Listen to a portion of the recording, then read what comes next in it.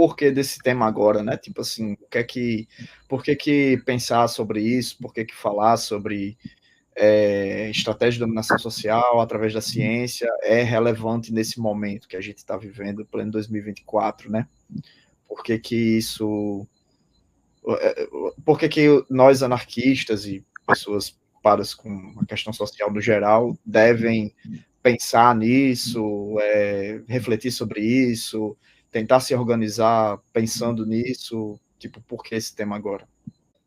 Esse tema, né, ele, na verdade, como você iniciou falando, né, Isaac, ele é um desdobramento de um tema maior, né, que é o tema de toda essa série de lives. Né? Nós organizamos essa série de lives a partir de uma motivação que é uma proposta de pensar novas possibilidades de intervenção, né, de estratégias para o campo anarquista nesse momento histórico que nós vivemos, que é algo que está colocado, como eu disse na live anterior, né, está colocado num texto que eu publiquei pela plataforma Wiclap, que chama-se Manifesto Anarquista Ácrata, né? E aí a ideia é que nós, enquanto anarquistas que procuramos manter a originalidade do pensamento e das práticas anarquistas, né? Por isso essa redundância no termo, né? Anarquismo ácrata, né? Que é um reforço, né?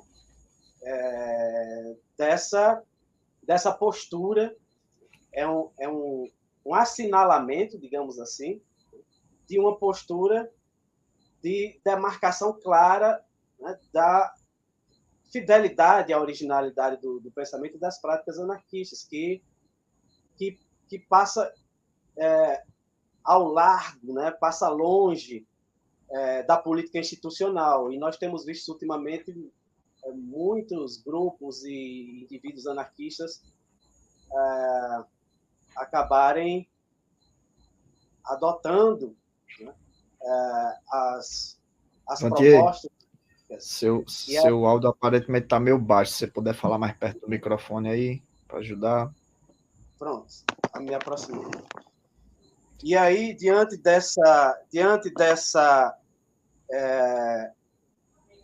desse quadro, né, de distanciamento de muitos grupos e indivíduos anarquistas com relação à originalidade do pensamento e das práticas anarquistas, que, como eu falei antes, passa distante das políticas institucionalizadas, né, se propõe nesse projeto que se retome essa originalidade, né, da construção de formas de intervenção social, política, com o objetivo de construir uma autonomia, de construir uma emancipação dos de baixo, né, como costumam dizer os zapatistas, né, dos que estão abaixo da pirâmide social, né, com relação, né, à administração das suas próprias vidas, né, em todos os seus aspectos. Né. Então, essa construção dessa autonomia, dessa emancipação, ao meu ver, nesse momento histórico que nós vivemos, ela passa especialmente pela construção de estratégias que incorporem as construções de conhecimento e de técnicas, tecnologias mesmo, né, que foram acumuladas desde o início, né, do movimento anarquista histórico, né, final do século XIX, início do século XX, até esse momento que nós vivemos. Né. Então, nós temos uma larga história já de construção, né, de conhecimentos e técnicas, né, relacionadas a tecnologias, né, que de fácil acesso e baixo custo, né, que podemos nos apropriar disso para socializar, né, promover uma socialização e, com isso, aumentar as capacidades de emancipação, de autonomização dos de baixo. E isso passa por todos os aspectos da vida, das necessidades da vida individual e coletiva.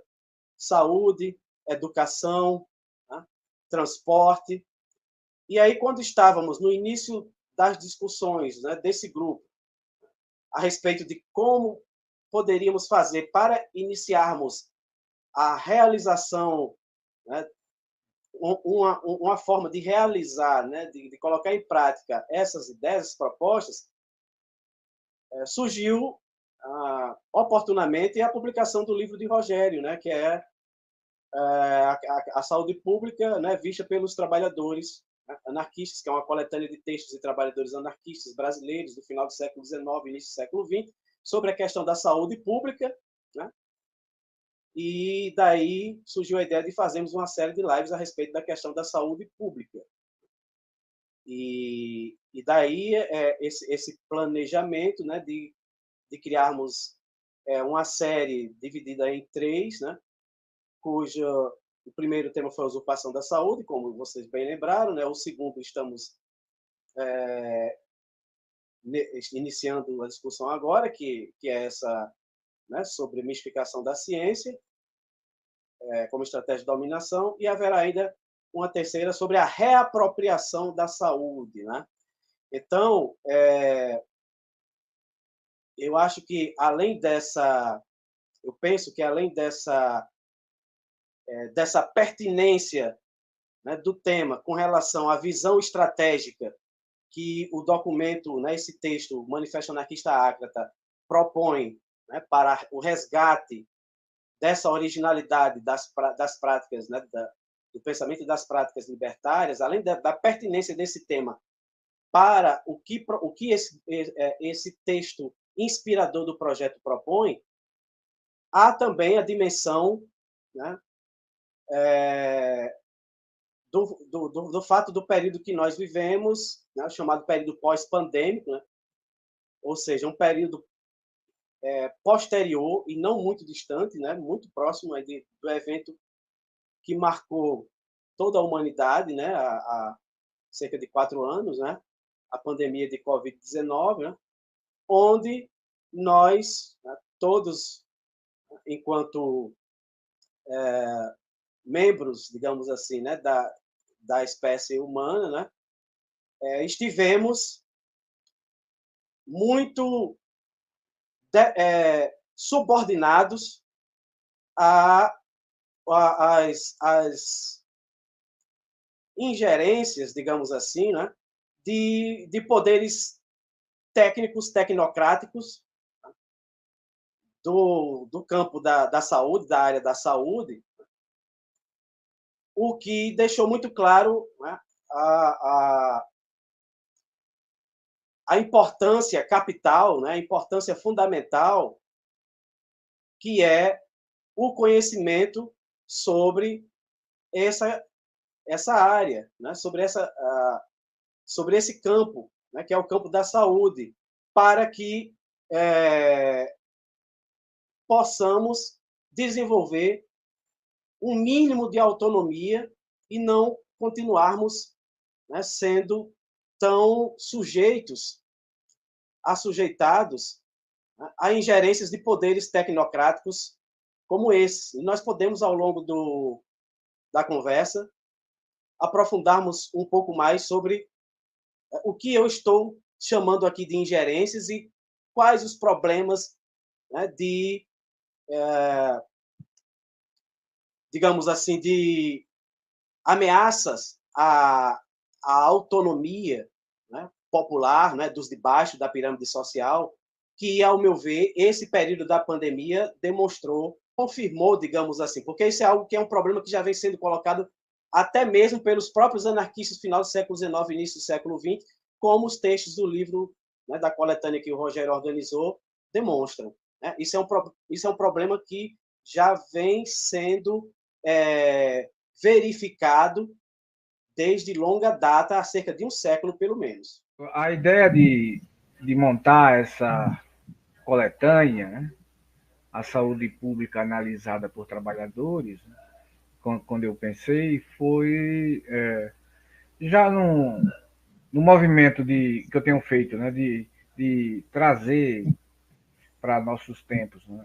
Tanto livros como textos dos trabalhadores, né? Eu tenho já um monte de artigos traduzidos, transcritos, melhor dizendo, transcritos, né? E montando a ideia de montar uma coleção no final do ano passado, sendo publicizada no site da editora da Universidade Federal de Campina Grande, né? Uma coleção Pensamento Social Anarquista. Quando eu estava organizando, que eu fui transcrevendo e me deparei com algo que eu não tinha pensado, né, que era um conjunto de escritos tratando de temas relativos à saúde pública, né, que passa desde epidemias a vacinas, e até acidentes de trabalho, a condições de trabalho bastante adversas dos trabalhadores, né, sendo causa de adoecimento, coisas assim, né? Então, aí, dentro daquilo que a gente vivenciou no período da pandemia, né, eu sempre ficava de cara assim como a gente tem hoje nos jornais, né, e nos meios de comunicação de massa em geral, né, uma abordagem desse tema que se resume a uma divisão entre negacionistas da ciência e aqueles aderentes obcecados, né, pela ciência, né, sem que houvesse da pandemia, né, um entendimento mais largo, né, do trato que se dá no nosso tempo, né, tendo a solução, enfim, a solução encaminhada, né, era apenas a vacina, né, o que foi chamado de vacina, né, e se reduzia essa questão a algo apenas do domínio do orgânico, do biológico, né? Então, a vacina era a única solução e tudo mais. Os trabalhadores e a saúde pública, ontem e hoje. Esse é o tema da série em geral, né? E aí me veio a ideia de fazer esse volume, né? No meio tempo, do final do ano passado, logo depois, o editor me propôs fazer um PDF e quando ele me fez a proposta, né, eu já tinha encontrado mais artigos e me lembrado até de outros que eu tinha escrito que tinha relação com o tema. Eu até li na primeira live, né, o texto de Lima Barreto, A Lei, que está no PDF. Né, no PDF, como segunda edição desse livro, aumentado, que aqui são 50 escritos, né? No caso do PDF, saíram mais 20. Né? Então, a lei de Lima Barreto, que eu li na primeira live, né, está nesse PDF, onde ele fala numa crônica de uma página, fala de uma situação em que a mulher recorreu ao aborto, uma proletária, né, e findou morrendo, e a amiga dela que fez o malfadado procedimento foi presa e na prisão se suicidou. Aí Lima Barreto pergunta de que serve a lei? Porque foi a lei proibindo, né? E toda uma série envolvida naquela situação, né, que levou a essa situação. Então, já teve essa segunda edição esse ano, né? Em PDF, eu posso depois até mostrar aqui, apresentar aqui, né? Eu vou fazer isso, lendo alguma coisa também, né? Eu creio que seja um tema importante para a gente cultivar, né, debater, né, chamar atenção nesse nosso tempo, né, de como tem, no geral, né, na sociedade, sendo levada para um falso dilema, né? Esse de que ou você é a favor da ciência e segue todos os preceitos ditos e determinações dos especialistas, né? Ou você é um terraplanista, negacionista, obscurantista, né? E as questões vistas assim, né, elas são muito empobrecidas, né? E finda sendo bastante favorável, né, a uma... Por isso que a live tem essa provocação, né, a mistificação da ciência. Né? É uma mistificação da ciência. Né? É claro que a ciência moderna, né, trouxe vários benefícios tecnológicos, enfim, não vou ficar chovendo no molhado, né? Mas a história, tanto contemporânea, moderna, né? E mesmo a mais recuada, né, mostra, né, um uso bastante discutível, pelo menos, né, do conhecimento científico, né, como arma, como ferramenta, instrumento, né, de subjugação de povos, né, extermínios, enfim, né. Inclusive, né, pronto, hoje eu vendo um podcast aí, né, é, a, a menina que falava, né, frisando, né, pronto, por exemplo, o uso das tecnologias atuais, né, como precisamos de minérios para fazer as telas, os celulares, para todos esses instrumentos que têm chips, né? E de como até esses minérios, né, já estão na rota assim de extinção, né? Então não é só uma extinção de vidas orgânicas, né, animais e vegetais, né, mas até minerais, né? Já está aí tendo um vislumbre, né, de uma extinção desses minérios no planeta por esse uso, né, esgotando as fontes, né? A ciência também tem esse aspecto. É um instrumento, é uma ferramenta, né?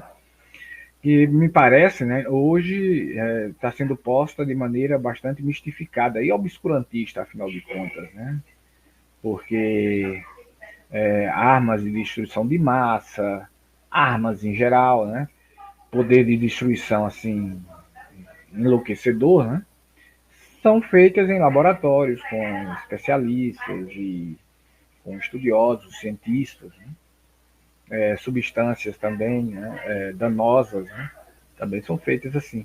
E colocar isso em discussão hoje, né, muitas vezes o interlocutor pode olhar para a gente e dizer assim que você é um negacionista, né, se coloca em discussão qualquer aspecto. Né. Mas efetivamente, né, esses textos dos trabalhadores, né, nessa coletânea, né, vários deles, né, apontam, né, um discernimento mais fino, mais refinado, né, quanto à forma de organização da nossa sociedade, né, onde você tem na economia, né, a propriedade privada dos meios de produção, a acumulação de riqueza, né, a riqueza socialmente produzida sendo monopolizada por poucas famílias, né, poucos grupos, né. E também, né, correlativamente, para que isso aconteça, né, a centralização política, né, o modelo político de organização. Né. Tudo isso tem o lastro mais envolvente e o suporte das ideias, né, de convivência social, cuja fonte na nossa sociedade, né, vem da cristandade. Né. Então, as ideias religiosas, né, como que lastreiam, né, e dão o cimento, né, o chão necessário para que essas coisas permaneçam. Então, os textos, né, têm essa qualidade, né, de apontarem, né, para um momento na sociedade brasileira em que os setores populares, né, tinham da vida social um entendimento mais amplo, né, do que aqueles ofertados por autoridades, né, científicas, religiosas, políticas, literárias e tudo mais. Né? tinham das questões de saúde, por exemplo, né, um entendimento de que há uma questão social a ser resolvida, né, anteriormente, né, pensando nas pandemias, por exemplo. Então, um organismo, o corpo humano, né, um organismo debilitado, enfraquecido, né, tanto por uma alimentação adulterada, falsificada, né, uma alimentação insuficiente, como um corpo exaurido de trabalho, né, esgotado, explorado, né, ele não tem como reagir às intempéries da vida mesmo, né?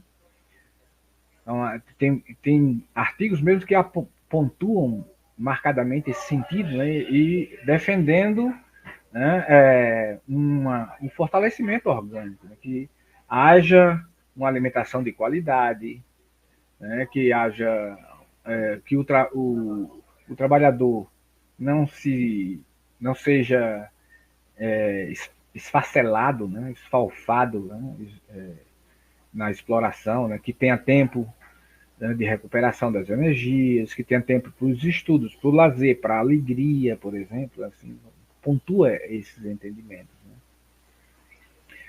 Então, eu creio, Isaac e demais, né, que esse é um tema da hora, porque continuamos, né, dentro desse falso dilema, né, mas é bastante conveniente, né, para a configuração dessa sociedade como ela está, ela continuar, que esses falsos dilemas, né, sejam alimentados, que venham ao lado de certos entretenimentos, como esse que a gente está vivendo agora, né, das Olimpíadas e tudo mais, né? Enfim. Eu acho que uma questão essencial para seguir nesse tema e para desmistificar, né, é tentar responder a uma pergunta que muitas vezes as pessoas hoje em dia não se fazem mais, que é o que é a ciência, né? Porque criou-se várias narrativas em cima dessa ideia de ciência, né?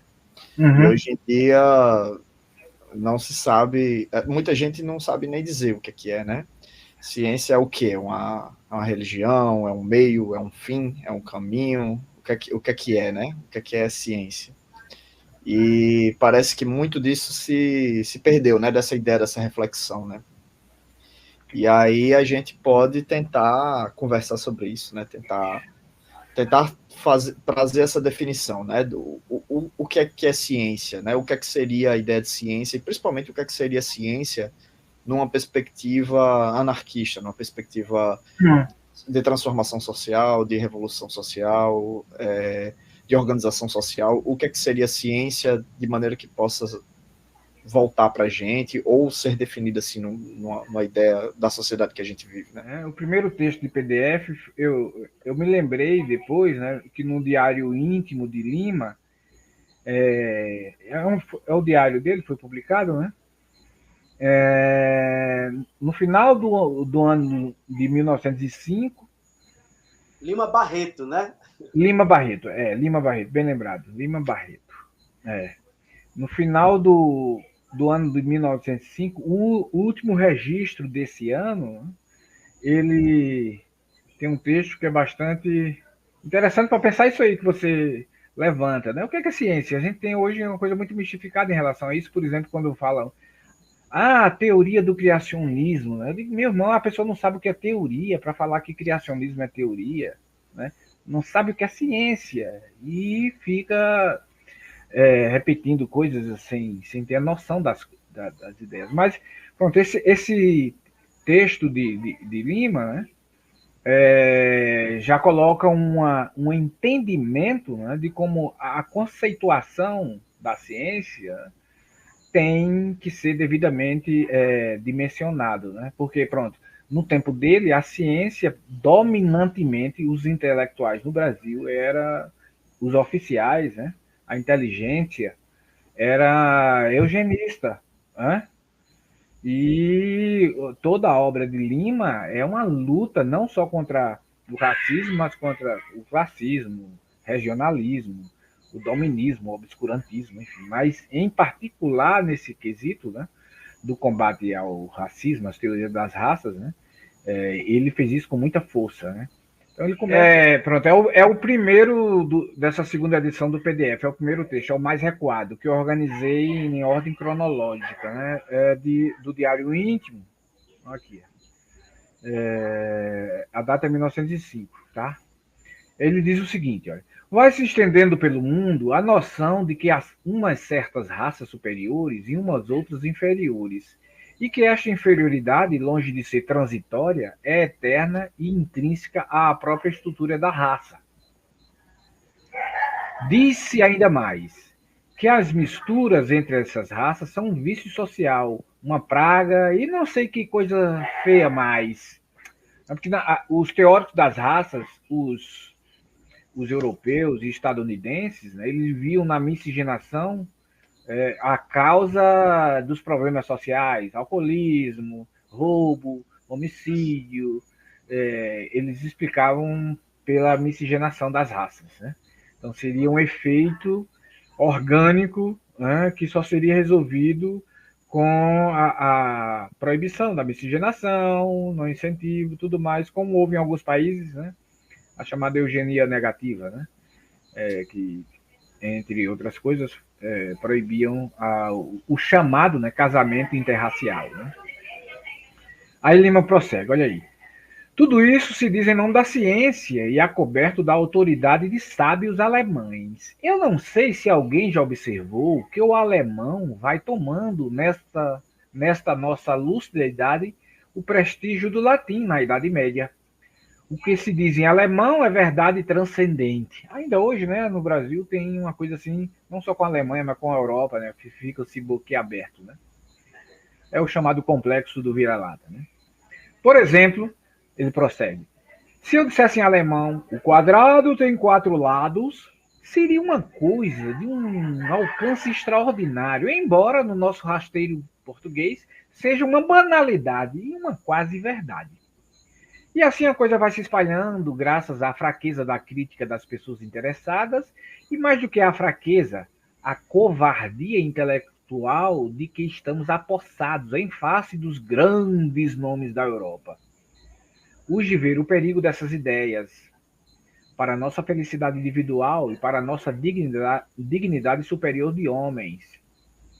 Atualmente, ainda não saíram dos gabinetes e laboratórios, mas amanhã espalhar-se-ão, ficarão à mão dos políticos, cairão sobre as rudes cabeças da massa, e talvez tenhamos que sofrer matanças, afastamentos, cancelamentos, né? Humilhantes, e os nossos liberalíssimos tempos verão os novos judeus. Os séculos que passaram não tiveram opinião diversa a nosso respeito, é verdade. Mas, desprovidas de qualquer base séria, as suas sentenças não ofereciam o mínimo perigo. Era o preconceito. Hoje é o conceito. Esmagadoras provas experimentais endossam-no. Se F tem 0,02 m a mais no eixo maior da oval de sua cabeça, não é inferior em relação a B, que tem menos, porque ambos são da mesma raça. Contudo, em se tratando de raças diferentes, estão aí um critério de superioridade. Ele está falando aqui da craniometria, né, que media a circunferência cranial, né, do crânio de cada das pessoas e concluía daí, né, quem tinha mais massa cinzenta e quem tinha menos, né, seria um critério de hierarquia, desde que fosse de raças diferentes. Né? Se fosse da mesma raça, não era critério. Ele faz uma crítica, né, à craniometria aí. As mensurações mais idiotas são feitas, ele prossegue. E, pelo complacente critério do sistema métrico, os grandes sábios estabelecem superioridades e inferioridades. Não contentes com isso, buscam outros dados, os psíquicos, nas narrações dos viajantes apressados, de turistas imbecis e de aventureiros da mais baixa honestidade. Aí vem, né, nesse arremate final do texto dele, né, onde ele fala, né, sobre essa pergunta, o que é a ciência. Né? E hoje é para mim motivo de alegria poder eu dizer tal coisa, poder tratar tão solenes instituições com semelhante desembaraço que não é fingido. É satisfação para minha alma poder oferecer contestação, atirar sarcasmos à soberbia de tais sentenças, que me fazem sofrer desde os 14 anos. Ele era negro ou mulato, né? Oh, a ciência!